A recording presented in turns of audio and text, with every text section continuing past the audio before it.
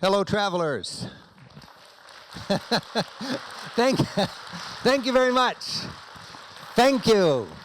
I'm Rick Steves, and I've spent a third of my adult life, 4 months out of the year, every year for the last 30 years, living out of a bag this size.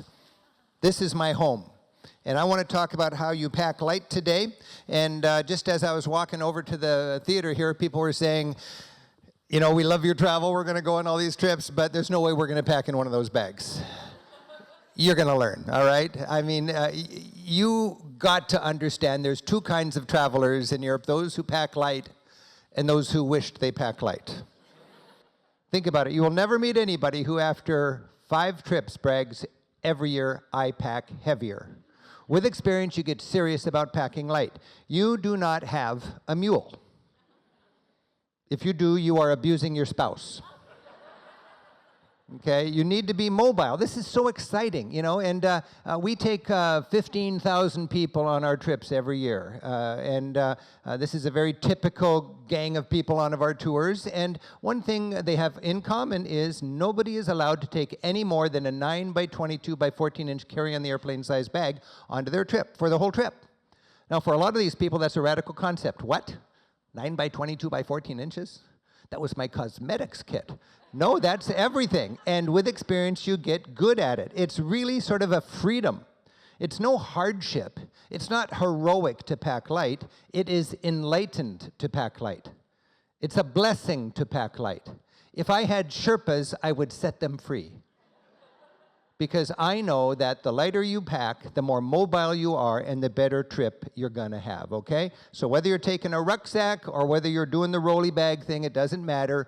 2 weeks, 2 months, man, woman, winter, summer, there's no excuse. You need to live out of a bag this size. That's my self-imposed limit, 9 by 22 by 14 inches. When you travel, you see a lot of people over there with big bags and lots of extra stuff, and you wonder, what do they put in there? How do you need all that stuff? Every year when I pack up, and I go to Europe for 4 months out of every year, I take 2 2-month trips every year. This is the limit. One of these bags, again, 9 by 22 by 14 inches. I look at my Europe Through the Back Door guidebook. I go through the checking list. I pick up the bag on the way out the door. It seems this is so light. I must be missing something. I go back through the checklist. I've got it all there. It's remarkable how light you can travel when you really get this figured out. And I just think it's a beautiful thing. So I want to talk about that for the next little while and share with you the nitty-gritty of how you're going to manage packing this light. Now, if you look at that bag there, this is a soft-sided bag, and I like a soft-sided bag because you can put it in the overhead locker. Even if I always go last on the plane. A lot of people nervously go on the plane first because they're worried about a place up above. I never check my bags. In the last couple of weeks, there's been 1 or 2 times where I would have been late for something, but I was at the airport, there was a delay, they said, do you have your bag with you? I said, yes, then you can go on this flight.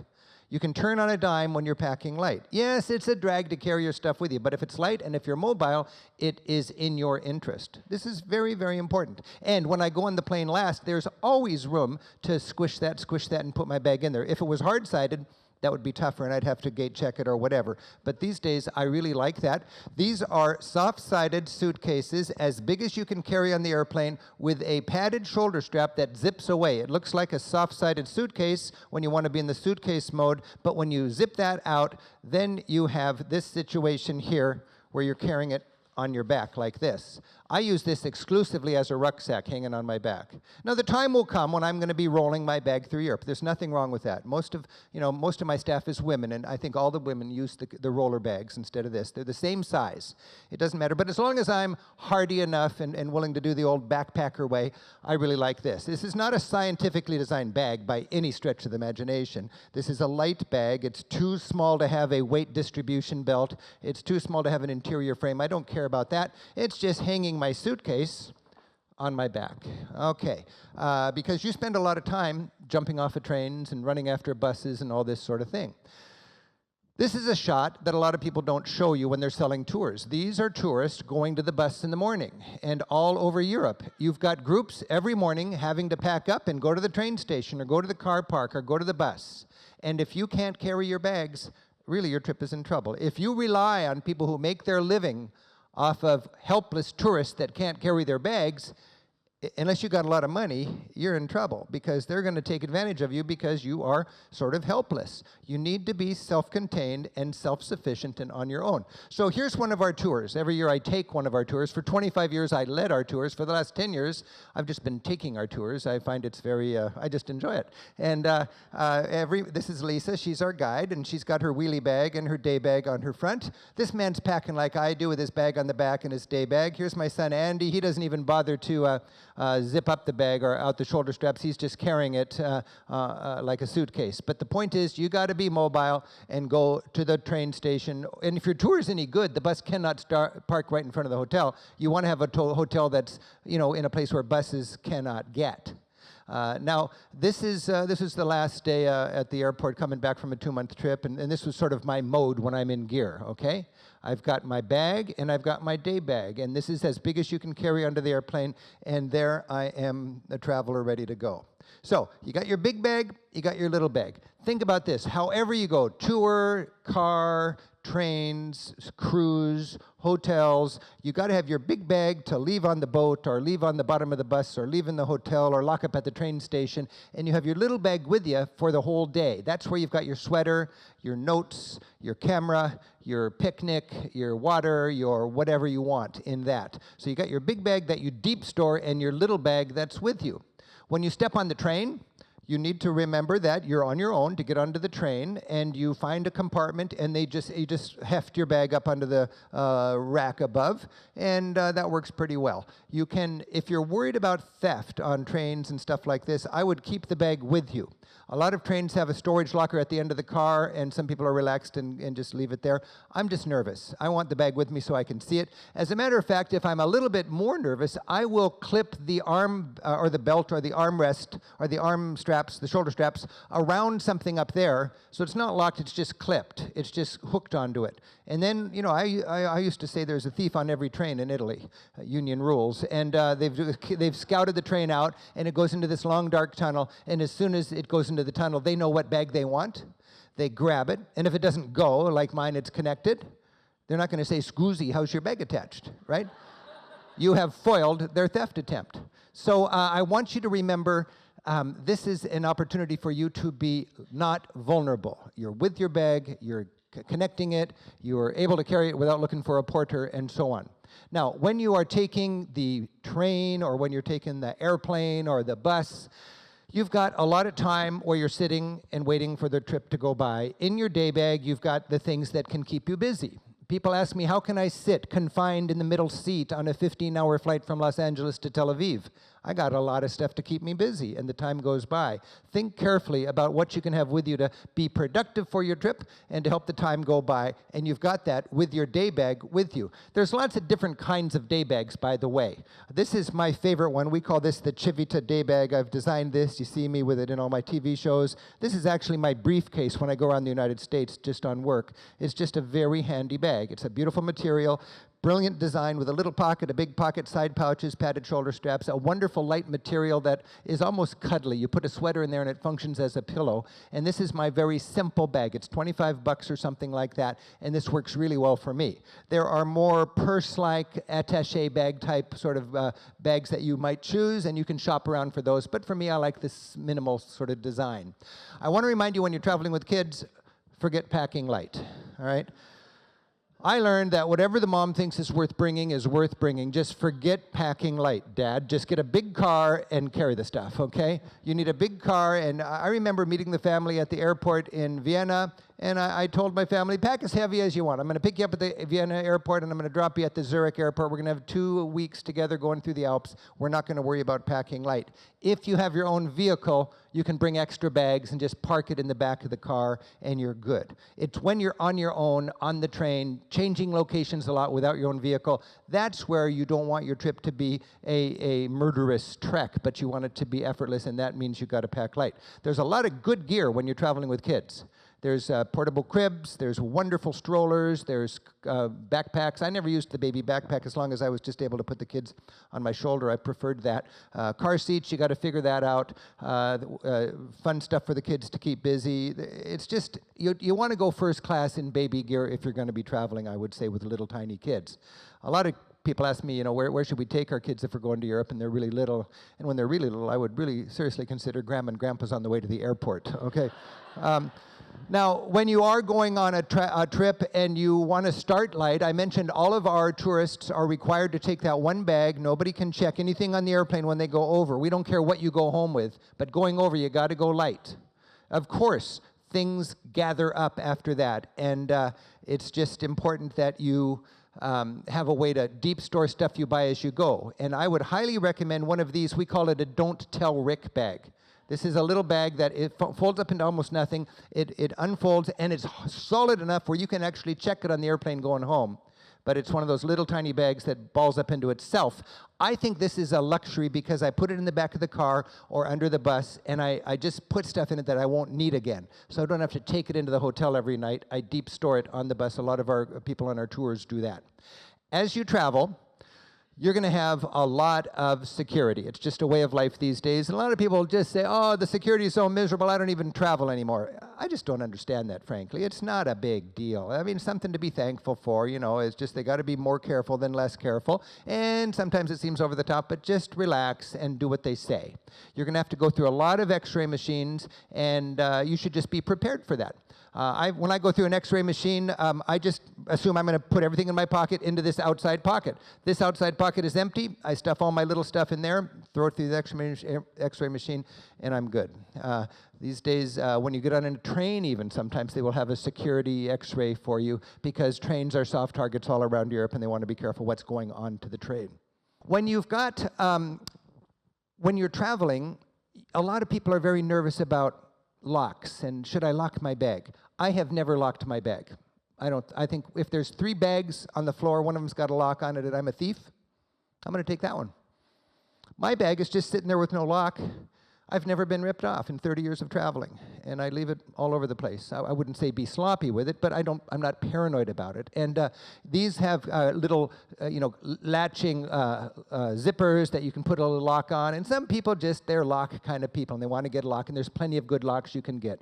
Little wire combination locks can be very comforting from a peace of mind point of view. I used to carry one. I don't anymore. You can get these TSA locks where they can get in, and then they've gotten in and they can lock it back up and everything. That's fine. It's not a big deal. But personally, I think a lock draws attention to your bag.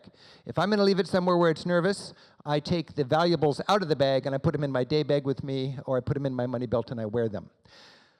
How you pack is determined by how you're going to travel. If you're going on the Camino de Santiago and you're going to be walking all the way from Paris to northwestern Spain, you're going to dress like these guys. That's a different sort of situation. If you're going on a cruise ship, you're going to dress like this guy, all right? So figure out how you need to travel, but I will tell you that Europe is casual in the summer. You need to look decent, but you don't need to look formal, okay? A nice pair of jeans, decent-looking shoes, and a sweater over your shirt is dressy enough to go to any restaurant I would ever recommend. Once in a blue moon, you'll be in a place where you think everybody's wearing a coat and a tie or a dress, but I wouldn't pack for that, unless you just enjoy dressing up overseas. It's a huge difference for people who bring fancy clothes and they want to travel in Europe. So if you look decent and crisp and you present yourself thoughtfully, I think that's good enough. You want to layer it for warmth.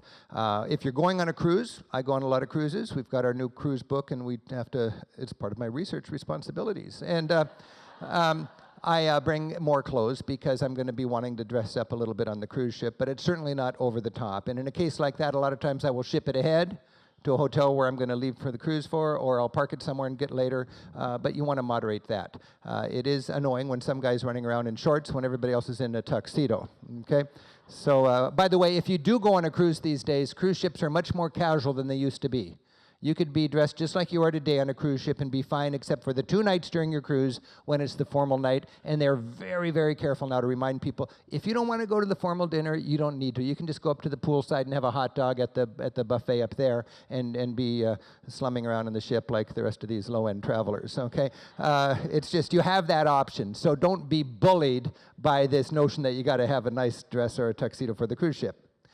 Europe is getting hot. It is just getting hot.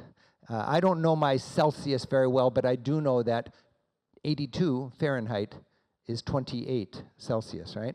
And for me, that's all I need to know. Anything over 28 is over 82, and I'm uncomfortable. Here we have a map of France. Everything's in the 30s. That's hot. So be ready for the heat in the summer. The most grueling thing about European travel is the heat and the crowds of summer. If you're wondering, can we do this? Go in shoulder season and bundle up. It's also important to remember, if you're going especially in the north, it rains a lot. If I'm going to Scandinavia, Britain, or Ireland, I bring rain stuff. If I'm going anywhere else, I do not bring rain gear. If it rains a lot, I'll buy an umbrella there. Remember, don't pack for the worst scenario. This is an American problem. Pack for the best scenario. Assume everything's going to go right. Don't bring extra stuff just in case you need it. And if you do need it, go buy it over there. It's not the end of the world. It's a fun excuse to go into a shop.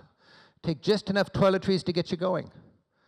Really, just enough toiletries to get you going. Look forward to running out of toothpaste in Bulgaria. Really, now you got a good excuse to go into a Bulgarian department store, shop around, and pick up something you think might be toothpaste. Okay? So, all over Northern Europe especially, they say there's no bad weather, just inappropriate clothing. And I find that so true. If you're traveling in England and you look out the window and you say, oh, it's raining, we're not going to do that, you're not going to ever do anything. You just got to get out there and do it, because the weather changes 5 times every day. It really does. We call it face the weather. You just really need to do that, and that might mean have the appropriate clothing. When it comes to washing your clothes, you got lots of options. You can pay the ransom to have the hotel wash it for you.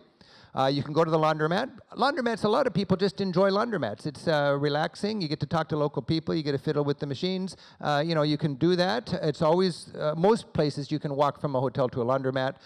If the laundromat has an attendant, for a little bit extra, you can drop it off and pick it up at the end of the day. That would be very good from a use of your time smartly point of view. So you have those 2 options. And then, of course, you can wash your clothes in the hotel room. Now, what is it really to wash your clothes in the hotel room? It's not that big a deal. It's a 10-minute little chore. Think of it as exercise.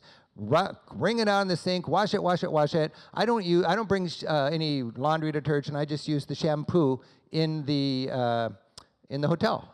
It's the only time I use the itsy bitsies in the hotel. I bring my own shampoo and my own soap, and I make a habit of not using the stupid itsy bitsies except for the shampoo, using that for my laundry detergent. And then you wring it really tight, and you snap it a few times, and you wring it again. You don't hang it out the window because they don't like thinking of themselves as some, do-it-yourself laundromat. You keep low profile with your clothes, but that's just part of being on the road. You can wash your clothes in the room and hang them up. Some people like to have one of these laundry cords, and you can string it across the tub like she's doing here. Otherwise, you can just hang it on stuff, being mindful that they don't want water dripping on their nice floor, and so on. So you can have the hotel do it. You can go down to the laundromat. You can hire the laundromat to do it for you, or you can wash it in the room. And one thing I'd say is, people think like after you wear a pair of pants for a couple of days, you got to wash it. That's ridiculous. I mean, just between you and me, I wear these for 30 days before I wash them. All right? I just lost some points with some people. Okay. You don't need to wash your clothes as much as Americans think you need to wash them, okay? People still like you. You don't have to have a fancy wardrobe. You don't have to wash everything all the time. Things just wash and wear quite nicely. You can get extra gear. We sell it, but I just keep it very, very simple. These laundry cords are very handy for people who like a laundry cord to hang up their laundry. And there is this issue of, will my clothes look good when I wash them in the sink? Try it at home before you go. Wash it in the sink, literally. Hang up the shirt, put the collar together and everything, try to straighten it out before it dries, and then see what it looks like tomorrow morning. Some of them look great. Others look worthless. You'd never want to wear it.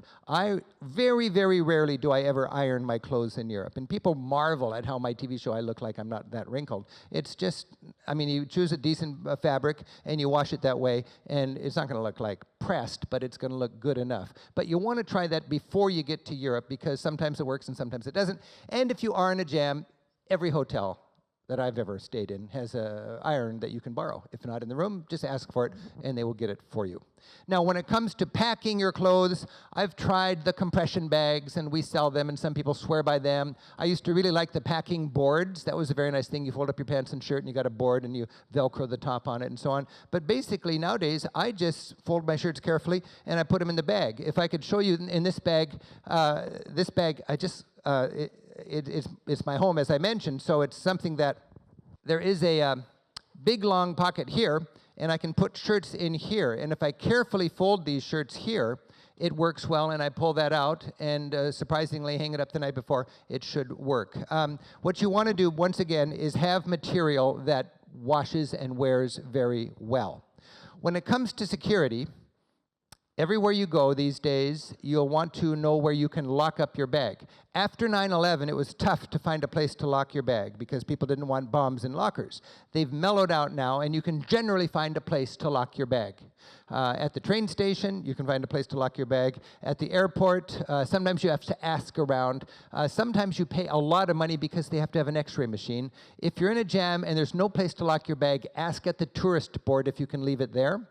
Also, you can ask at your hotel if you can leave the bag there and come back later. I find you can leave a bag at a hotel for many days if you stayed there and come back and pick it up on your way to the airport when you've done your little excursion. I was just in Israel, and I did a week in Israel, and I was in a hotel in Jerusalem, and then I was going to have a week in Palestine, and I didn't want to take a lot of my stuff from that I had that I didn't need for the next week with me into Palestine because I wanted to be particularly mobile. I left a bag at the hotel in Jerusalem for a week, and I came back a week later, just dropped in, pick up the bag, I was on my way. They're happy to do that. They didn't charge me. Anybody who stays at a hotel, it's reasonable to ask if you can leave it in their locker.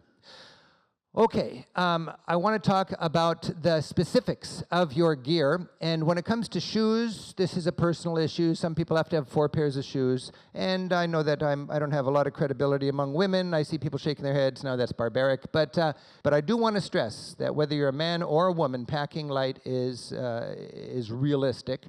I use 1 pair of shoes for most of my trips. I really like this Echo, the Echo walking shoes there on the side. I also bring, when I'm in a mood to carry a little bit more, I bring a light pair of tennis shoes, but it's a big part of your luggage. And if you're going on a 3-week trip and you just have 1 pair of shoes, I don't think that's barbaric. A lot of people do, and I hesitate even to tell people I wear the same pair of shoes for 40 days. I take them off at night, they breathe, you know. A lot of people on this planet wish they had 1 pair of shoes, but we Americans need 4 pairs of shoes to go anywhere, and it's just, to me, it's kind of silly because you got to carry it.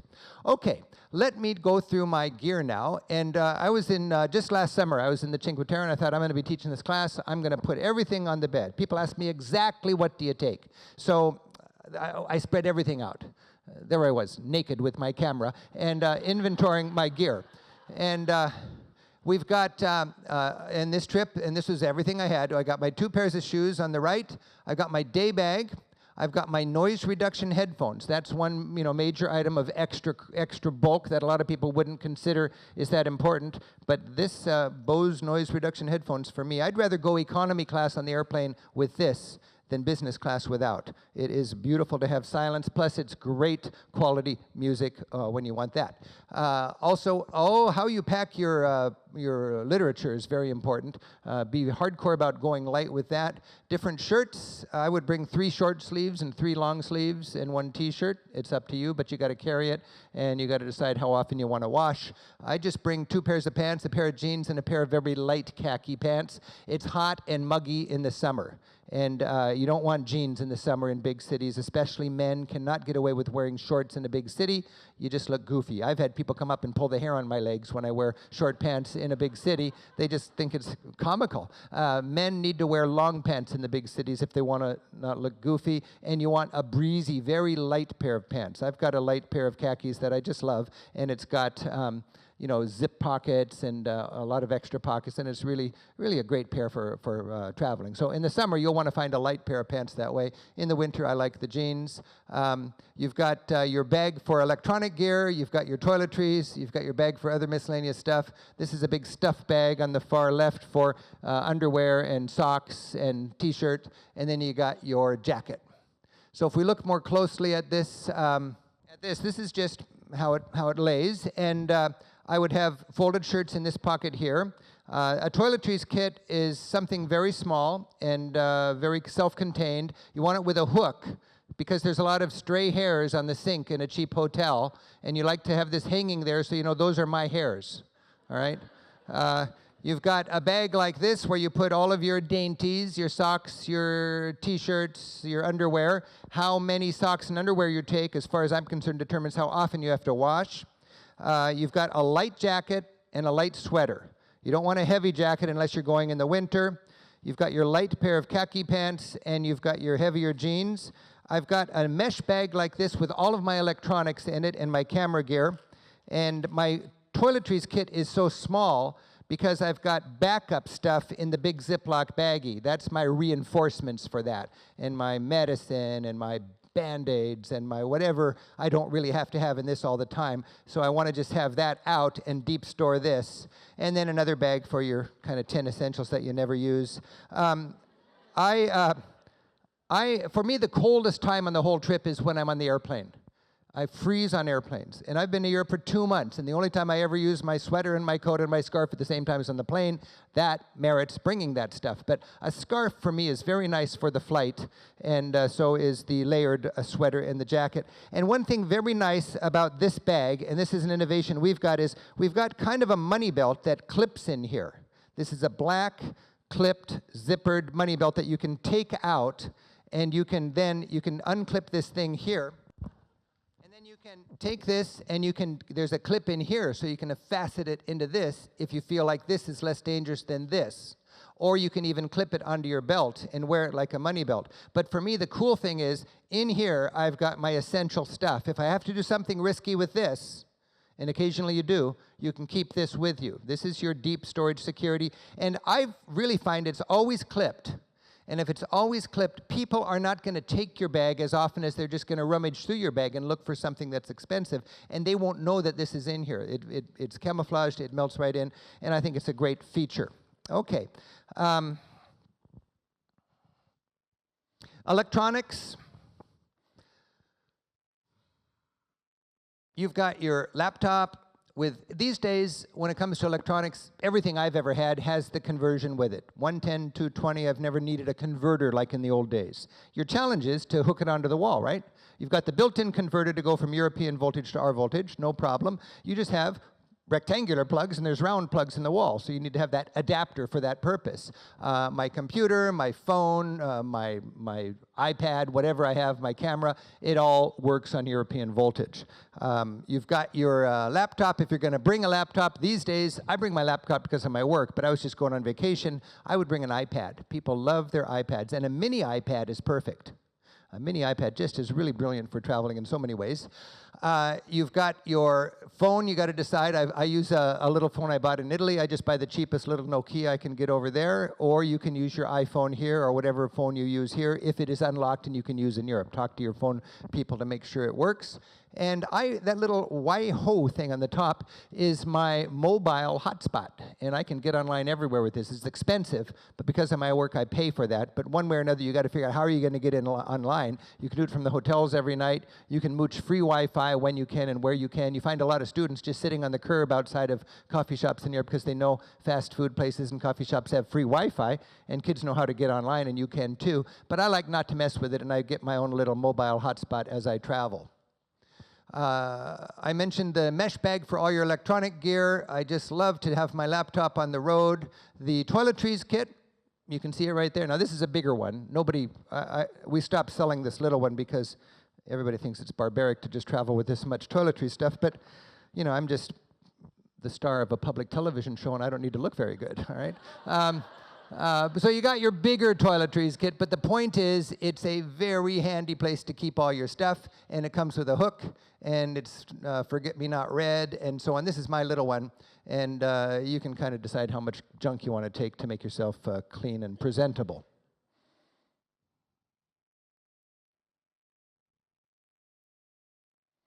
You don't need to bring a towel, or they've got towels everywhere you go unless you're staying in a youth hostel, in which case you're expected to provide your own towels. Let's say you didn't bring a towel and you wish you had a towel. What would you do?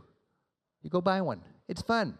Everywhere. You just pop into a department store. Every time I go in a department store, it's just a fun experience. With these packing cubes that we have are very popular, and people like to compartmentalize. I don't mess with it, but a lot of people they use this basic kind of bag. There's a lot of bags like this. It's no secret. 9 by 22 by 14 is as big as you can get on the airplane, and you got that zone there, and you can compartmentalize it with these packing cubes, and people really like that. The bag comes with a mesh bag like this, which is also very handy. And you got to decide what kind of travel are you doing. If you're going to picnic a lot, you might want to have your own corkscrew. You can't bring a knife on the airplane, but you can bring plastic stuff. If you do bring a knife, by the way, it's okay. You just got to check your bag on the flight. I don't bring a knife anymore because I don't want to check my bag on the flight. By the way, it's not, you don't carry on your bag like militantly. If you have to check your bag, that's okay.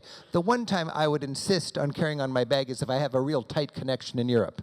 If you have a tight connection in Europe, you'll be thankful, and you really want to make it, that you didn't check your bag. The literature you take with you is very important. And when it comes to literature, I take a lot of stuff because I'm a guidebook junkie. Whether it's my books or other guidebooks, I just take a lot of books. That empowers me when I'm traveling. And I am vicious about ripping up books and stapling them together and taking the sections. Here we have the parts of where I'm going to be for a 6-week trip or something like that. And you can see these are 1,000-page books that I've ripped down to almost nothing. I get a big industrial strength stapler. I staple the binding, and then I put some clear strapping tape on there and have the cover. And I've just made my 1,000-page book a 100-page book, and it fits in my pocket, and then I'm packing light. It's easy to destroy a book. All you got to do is break the back and rip out the chapter. And what do I have here? I've got Amsterdam. I hate to do this, but I'm going to rip up this book. Okay. So you take your book, and you don't want to carry everything with you. Let's just say you're going to be going to Haarlem today on a side trip, and I got 60 pages of information on Haarlem. Okay? Beautiful book. Precious Rick Steves book. I'm going to break the spine like that, break the spine like that. Have you ever done this? And then you fold it back, and your trick is you don't want to lose any paper, and you want to get as much of the gum as you can, right? So I did pretty well just there. Now, I've still got this, and I leave that at the hotel, but I am, while I'm out and about, with this little booklet here, aren't I? And this is in my pocket. And this is called Packing Smart. Now, if you're like a book liberal and you just can't want to shed all that blood of the book, you wouldn't do it, but I see no reason. A book is a tool. You want to use it. It's a $20 tool for a $3,000 experience. You rip the heck out of that thing, you got it in your pocket, you take it with you at dinner. Many people don't take their book with them to dinner because it's too heavy. They got 500 pages on Belgium and they're going out in Haarlem. You got everything here, and when you're done with Haarlem, you toss it or you leave it at the hotel. So please rip up your guidebooks and then buy more. I bring a little notepad. I love these little tiny Moleskinis. We've got them in our catalog and so on. Mechanical pencils, rubber bands to put all my literature and maps together. I bring my own little office on the road with that kind of stuff. But here's the cruise book. It's 1,400 pages big, and you don't want to take 1,400 pages to Barcelona. You rip out the sections, staple them together at home. It's a beautiful thing. You can do it with an X-Acto knife, or you can just rip it. Because a lot of people want to have it looking tidy, we have designed this very clever little folder where you can give yourself a generic cover and back cover, and you pinch it with that vinyl spine, and you can use that over and over again, and then you don't feel like you're walking around with butchered books, because a lot of people feel bad about that. On the bus, you'll be spending time. You want your literature with you. You want your information, your music. We've got an app where we've got hundreds of hours of information that you can just download. We've got our Rick Steves Audio Europe app, by the way. It's free. We've deconstructed 8 years of weekly hour-long radio shows into country-specific playlists, organizing all the interviews into country-specific playlists. Just you'd get that app. It's free, Rick Steves Audio Europe. It works on Androids or iPhones. And you pull it down, and then you tick which countries you're going to go to, and you get all that information, and you can listen to it offline. When you're in a traffic jam, when your spouse is sleeping and you're still wired, when you're on the plane, when you're coming into a city and you wish you knew who the Etruscans were, you've got all that information right there. So it's free, and it's got 40 different self-guided tours. I'm really excited about the app, and I hope you can use that in your travels. A lot of people, they're into digital stuff. All of our books, any guidebooks these days, are available digitally. I've started to autograph Nooks and Kindles in Europe. It's an interesting thing, but you do see a lot of people with lots of books on their iPad or or whatever. And for a lot of people, it works just great. Most people who are inclined to do that love the digital access to the books. I still like print. Either way, you want to have that information. I was just in St. Petersburg enjoying a great tour with my guide in St. Petersburg, and she whipped out her little mini iPad and illustrated all sorts of things historically that she wanted to show us. Great photos, you can get online, you can store your photos, you got your music, you can Skype your loved ones. There's so much you can do with your gear these days. I used to have a big SLR camera because I thought you needed that for good quality. And I think if you're a professional photographer, you want all the lenses and the fancy stuff. But I decided I am also on the road, and I want to have that with me all the time. I don't want the little tiny pocket-size $100 Nikon, you know, those little cool pics that everybody has. I want to spend more money. You get what you pay for, I think. But I wanted to have it pocket-size. So I go for the most expensive pocket-size camera. It's a $600 Sony RX100. And I just love that thing. If you look at my Facebook page, all those photographs, all those videos are taken with that. And it's just tiny. It's in my pocket all the time. It's about twice the size of those little tiny ones that everybody has. But if you want a real camera, I would encourage you to consider the best quality little one instead of a big SLR when you're traveling. And then know how to use it. Know how to use it. That's, you know, if somebody knows how to use their iPhone camera, they can shoot better pictures than a lot of us can with a big fancy camera just because they know how to use the gear. So remember, that's probably the area where you can benefit the most from, is just knowing how to use it. I spend a lot of time on my laptop. Electronic stuff is no problem anywhere in Europe. I want to remind you, there's two kinds of adapters. There are the big, square, rectangular threesome, that's for the British Isles. And there's the cute little round ones, the two little round ones, that's for anywhere in the continent. Our plugs do not work over there. You need the little adapter. They just cost a couple of bucks. I bring the British one, even if I'm not going to Britain, because I'm usually flying through Heathrow and I've got hours of downtime there and I want to recharge my gear before I have the big 8-hour flight home. And I just use that time in Heathrow because I've thought ahead and I brought the British adapter. There are a couple of cases in Europe where your little two round prongs won't work, but it's so obscure I wouldn't bother with it. If by chance you get to a hotel where your gear doesn't plug into the wall, the hotel knows this is a problem. Everybody's frustrated. They've got a whole drawer full of adapters. Just ask them if they can bail you out. I think it's in Switzerland where they have these odd little adapters. Remember, in Britain, a lot of people are frustrated because they plug everything in correctly and they don't get any juice. They don't get any electricity. That's because they forgot in England you got to turn the switch on at the wall. There's a light switch kind of for the electrical plug. And you just got to make sure that plug is turned on. Otherwise, you're going to not have any tea. If there's two thieves in town, you're going to meet them. Europe is not a dangerous place from a violent crime point of view. It's a dangerous place from a petty purse snatching and pickpocketing point of view. There's no muggings or knifings to speak of. That's what happens here. Over there, thieves just target Americans, not because they're mean, but because they're smart, because we have all the good stuff in our purses and wallets. Solve that by not being vulnerable. You don't need to be paranoid. You just don't need to be vulnerable. Don't be rip-offable. She sounds and acts like a beggar. She's not a beggar, she's a pickpocket. If you know that, and if you're wearing a money belt, it's no big scary deal. In fact, when you know the beggars are pickpockets and you're wearing a money belt, having a gypsy's hand slip slowly into your pocket is just one more interesting cultural experience. I'm in Europe 4 months out of the year, and every year, several times, a stranger's hand slips delicately into my pocket. I just leave them there. They fish around, they realize there's not much to get excited about, and they're on their way. Just don't be vulnerable. Why would you have valuables in your purse? In your purse, you've got a day's spending money, odds and ends, and a funny little note to the thief. Take a wallet, expect to lose it. In it, you've got a day's spending money, odds and ends, and a funny little note to the thief. If you need the little note, we have it in our book. You just cut it out. It's in Europe through the back door. And I have it in my wallet right now. And it says, "Dear thief," it says this in 5 languages. "Sorry, this contains so little money. Consider changing your profession." You just want to annoy the thieves because they're out there ripping people off, okay? Don't be vulnerable. I've never had anything stolen out of my hotel room. Not that it doesn't happen, but I would think your stuff is much safer in the hotel room. And by the way, I've never used a hotel safe, okay? 3,000 days in Europe, I've seen safes, but I've never used them. Don't leave money and cameras laying out, tuck stuff away, but hotels can't get in the habit of ripping people off. The police are going to see that pattern in a hurry. The most dangerous place by far is when you're out and about with valuables in this bag. They distract you, and somebody's off with your bag. So always be aware of your bag. If there's a commotion, it's a fake commotion. If an old lady falls down the escalator in the subway system, stand back. I bet she's on a thief team, okay?